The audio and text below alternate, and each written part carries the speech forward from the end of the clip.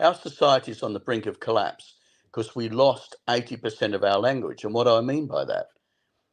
In the Bible, in Genesis, and this goes back to that Sanskrit text, which I should fill in now. The Sanskrit text was the guy that, when the Indian professor said, oh, the only people that still have a remnant of this language are the Tibetan priests who use this language to describe sound, Wow. right? So therefore, he gave that to a guy who then separated into 5 books and hopped on a ship, right? Had 5 heart attacks. That is, he was attacked 5 times on that trip to destroy him so that knowledge would not go. That knowledge was used by Nikola Tesla for all his technology. Oppenheimer wrote 2 books on ancient Sanskrit language, which are now above top secret, because some brain dead, stupid guy who was the dumbest guy in our class, who was now running military intelligence, which is an oxymoron, right, is saying, oh, we have to destroy all that stuff because, God forbid, that humans should be empowered by that. God forbid, huge humans should be powered by direct matter to energy devices, right? That's our inheritance. It's our universal right, right? And, basically what we have to accept is that over periods of thousands of years, I mean, we had more knowledge. The reason David's harp was important, because when you have all the true frequencies that are based on matter, then you put those strings together on the lengths.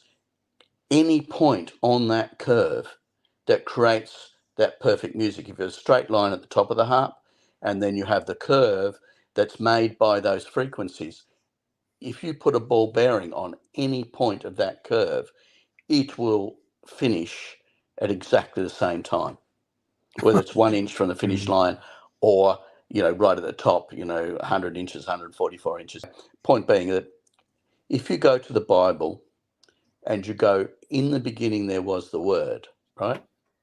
Well, if you take the Hebrew language, which retains the secrets of the Sanskrit language, and by the way, at Petra, if you go to Petra and Aaron's tombs at Petra, and all the all the Christian, Jewish, and Muslim temples used to point to Petra. This ancient knowledge has to come back, but because the plasmoids themselves have 2 criteria, because they're like a thermostat. So what does a thermostat do? It measures the temperature, yeah, right, and keeps the room at the same temperature, keeps the moon at the same diameter, keeps the earth at the same diameter. If it needs to expand or contract to change to keep the time right, it does, because our body is a homeostatic system. That is, we have parameters that we need to keep. We need to keep our body temperature at the right level. We have to keep our blood pressure at the right level. We have to keep our heart rate at the right level. There's a lot of things going on that need to have intelligent control. If you have imploding things into a vacuum, the bringing imploded water bubbles into in equal and opposite direction to the flow of the exhaust gas, then you can, by having equal and opposite forces, you create 0 point, which time and space can't occur, right? Because when you have, and the Vajra is actually a female turbine interlinked with a male turbine, and the only way to go into the future is to the further you go back into your past, the more assured your future is. Yeah. Right, and this is part of the Cosmic Summit thing, is that if we realize that we've been blown to bits by a huge impact that is wiped out, and the only foundations are left are the polygonal blocks at Bellback, the polygonal blocks, in everywhere, in Thailand, in Indonesia, polygonal blocks and stuff in Easter Island or South America, they're only the foundations that are left, right? Because the catastrophic forces that hit us.